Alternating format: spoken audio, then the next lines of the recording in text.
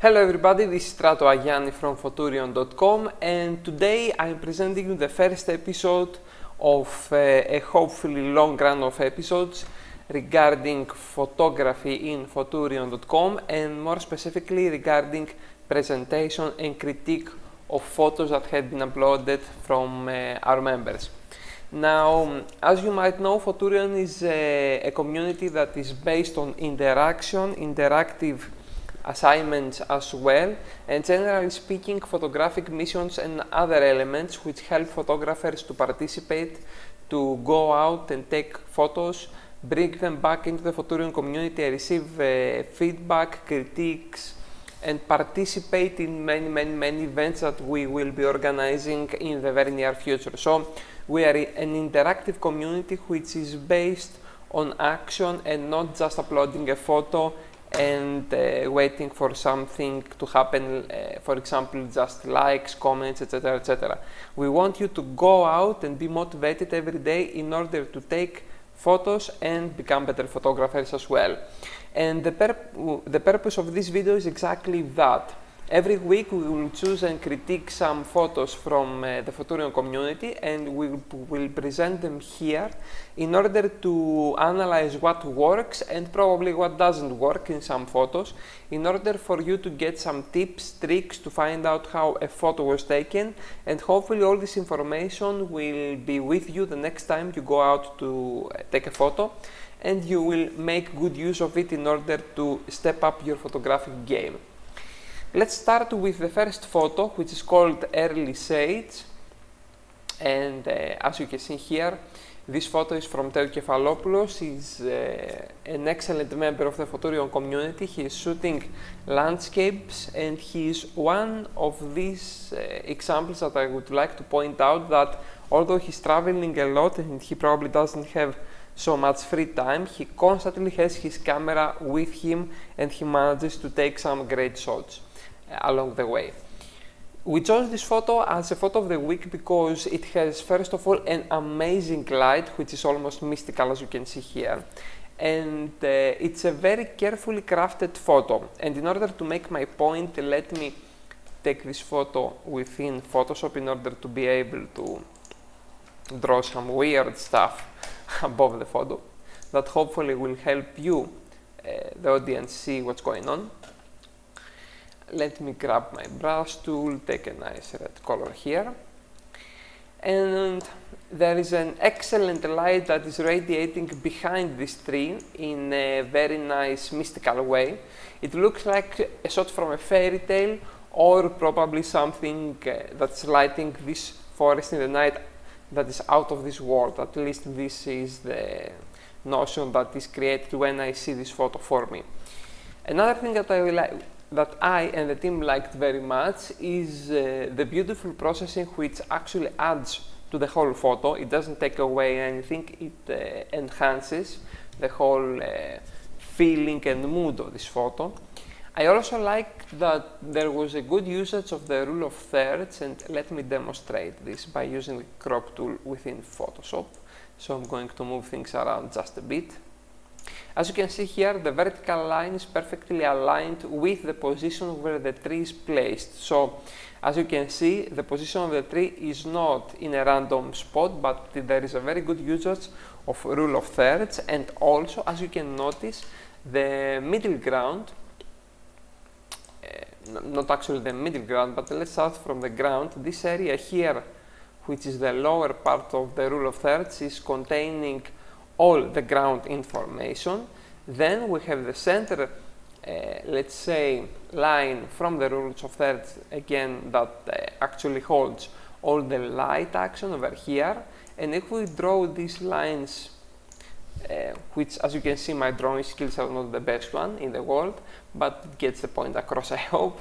You can see that the whole action is here in this middle section in the rule of thirds, and the third part, which is the upper part over here, is occupied by those leaves from the tree, which are actually making something like a frame within a frame. And from this photo you can understand that although it is a simple photo, it is a very carefully crafted one, and this is also a proof that you don't need a lot of elements in a photo to make something really, really good. You need to have a photographer's eye in order to see something simple and capture it in a way that is photographically pleasing. And the rule of thirds here really helped, I believe, this photo in order to make everything work, and also the great backlit scenery over here, which is, as I said before, almost mystical or taken out from a fairy tale. Number 2 photo, called Paradise. As you can see here, this is a waterfall shot from Vasilis Ramiotis, and what we really like this shot is that there is a very, very, very interesting dark frame, which is kind of different from the landscapes we usually see, but this dark landscape helps a lot the eye to go directly to the point of interest, which of course is the waterfall. Again, we have an excellent usage of rule of thirds. As you can see here, the middle square from the middle line over here is occupied by the subject, and the above square as well is occupied by the rest of the waterfall, which is leading the eye towards the center of the frame. The other thing that we liked a lot is that there is a sense of depth here in this photo, although there is a very large depth of field, meaning everything is in focus, but the elements that help create the illusion of depth in this photo is the foreground element, which is this wood over here that you can see. It is the middle ground, which is this area over here with the water and the rocks, etc., etc. And of course the background, which is this area over here with the waterfall. Another element that we liked very much is the flow of the eye of the visitor. For example, let me be more specific. Our eyes usually tend to go to the brightest part within the photo first. So my eye went from here all the way down here, and then it was looking for something interesting, and my eye grabbed this bright red wood, which gave my eyes a direction towards the right side of the frame, and then my attention was grabbed by this light over here that is falling on the rocks, and as you can see, this creates a triangle. And let me demonstrate where my attention is, let's say, hooked. This is the route that my eyes usually go when they see this frame and this shot.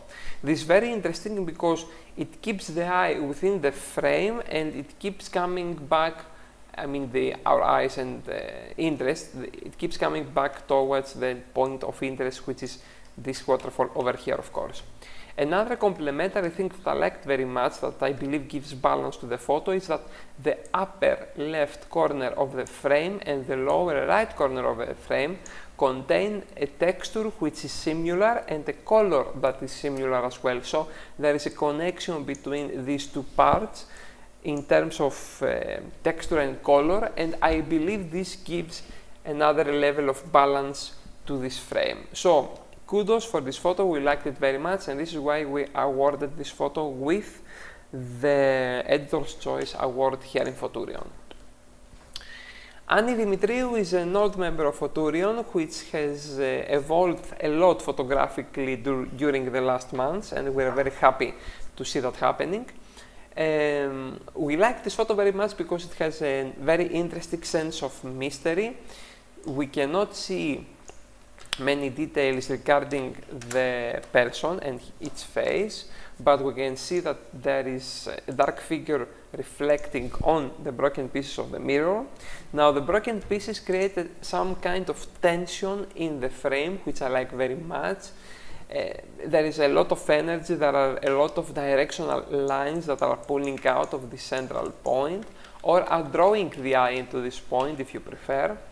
I like again the usage of the rule of thirds in a different way though than the previous two frames, and as you can see here, what I mean is that the element of the human element actually is contained within the first column of the rule of thirds, and the 2/3 actually are containing the part where the broken mirror resides. So we have two parts which which contain the empty part of the mirror and one part or 1/3 that contains a reflection of the man. Another thing that I like very much is, okay, you might call me crazy now, I know, but if you look closely or from far away, this part here and this part here, you can see that there are two parts from the broken mirror that are missing, and they create something like a face. You can see here there is one eye, here is a second eye, and here is the mouth. And let me make my point a little more prominent. Let's say here is an eye, here's another one, and here's a guy with his open mouth. It gives me this kind of abstract, let's say, person or face idea, and I like this very much. Combined the angry illusion, the angry face illusion with the broken mirror, you can make a lot of stories about this photo, and you can probably say that I'm crazy and I'm seeing stuff all around me, or you can simply say, oh, I think there is something like a face over there. It's up to you. If you leave your imagination go wild, a lot of things can happen when you are watching a photo. So why not? I see faces, you can see them too. Probably, who knows what we will see next. Sorry. This is another photo. It is from John Angelakos, and his photo has been featured in the Prestige section for the viewers section. I think it's called Your Shot, from National Geographic website, where they have at the National Geographic website a part where you can upload your photos, and an editorial team is selecting from the pile of photos that get uploaded the best of them, and they present them at their official website. So I hope this made some sense. That I just said before. I'm sorry, it's very early in the morning when I'm making this video, and you might hear me ramble a little bit, but please forgive me. Now, this photo, let's get back to it. I really like this shot, and I suggested that we present this to our team over here. And the phone just rang as I was talking, and I had to pause for a little bit, and I'm back. I'm sorry for that. Now, this photo, why we liked it so much? We love the title, Genie Got Out, as you can see here, and it is actually a very nice realization of the idea in a photographic manner. And let me explain. We have an idea which is called Genie Got Out. How are we going to photographically express this idea and allow our viewers to see the same thing that we can see? That's the question, and this is the answer that you can see over here. John had a very nice idea, and he took all the time and he went into all sorts of troubles in order to create a photo that represents photographically this idea in a manner that can be understood by the audience without having to explain anything to them. And some elements that we like about this photo: number one, we like that this thing over here is within the frame, meaning that it gives the impression that something has popped it out and has gone out as well.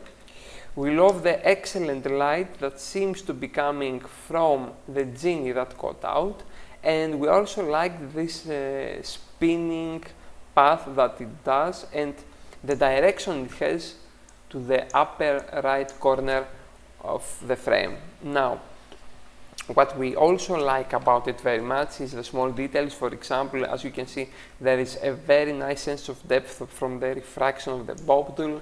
There is a very small highlight here that draws the attention to the eye, and the direction of the escape path of the genie is a direction that can be easy for the eye because it's going from left to right.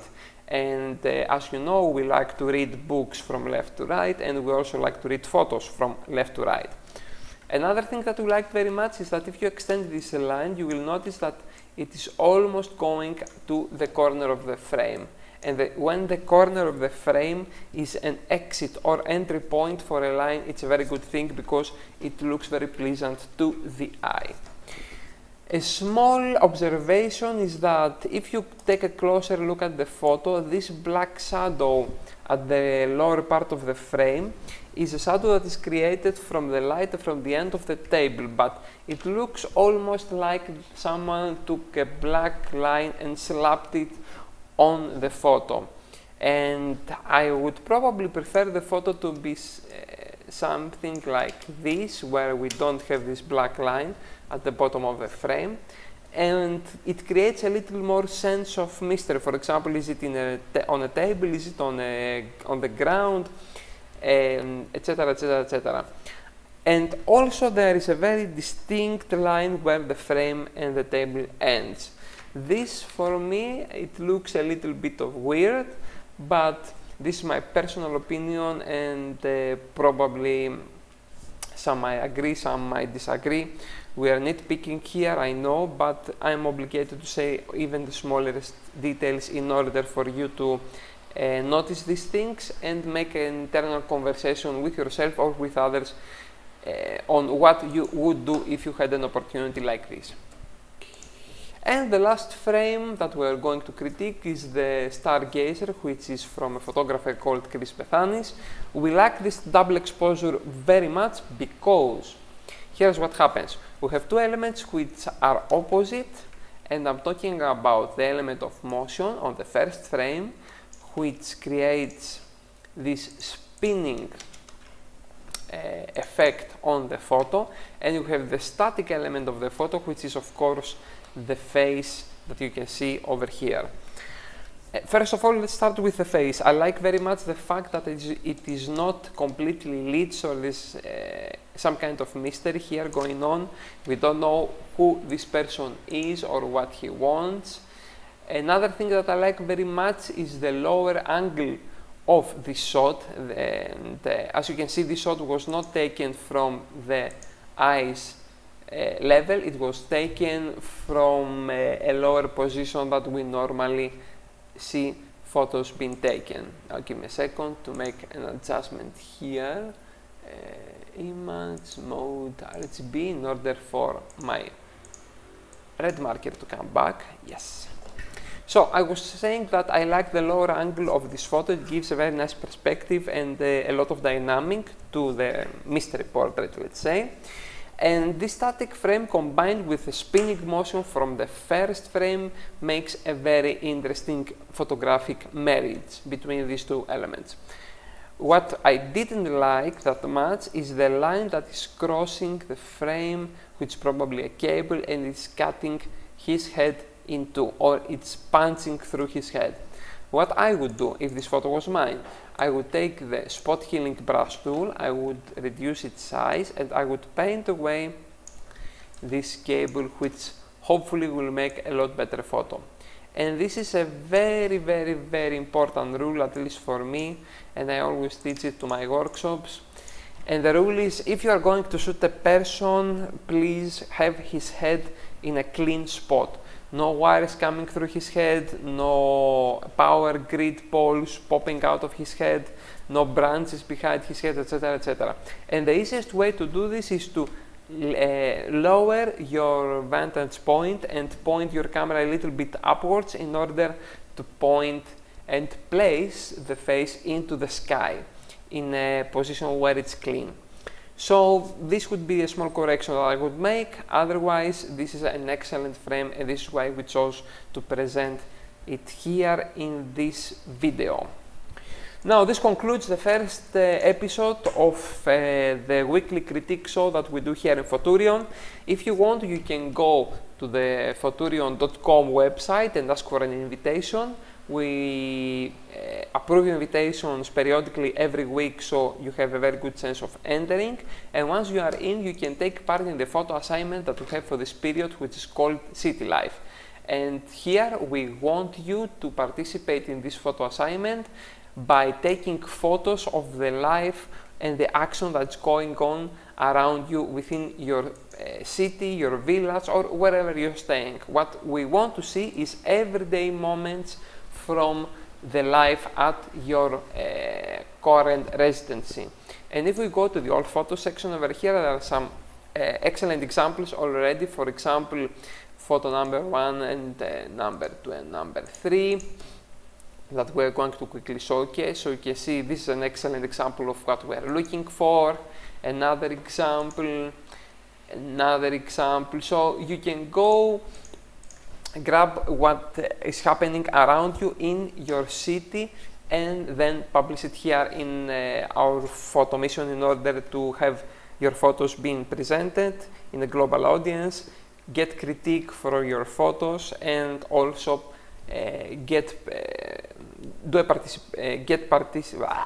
I'm sorry, my English are a little bit rusty. Participate in the final part of this photo mission where we will give the prizes to the first 3 winners of this photo mission / assignment. Okay, I believe I have talked enough already, so thank you very much for your precious time. I really appreciate it. Give this video a thumbs up or a thumbs down if you didn't like it, so we know how you found this first episode of Photo Critiques. And until next time, happy shooting and keep uploading these photos at Photorion.com. We love to see your photographic vision from around the world here in our little active community. Take care, be safe. Stratos Agiannis signing out, and until next time, as I said, take some great shots, upload them, and stay safe. Ciao!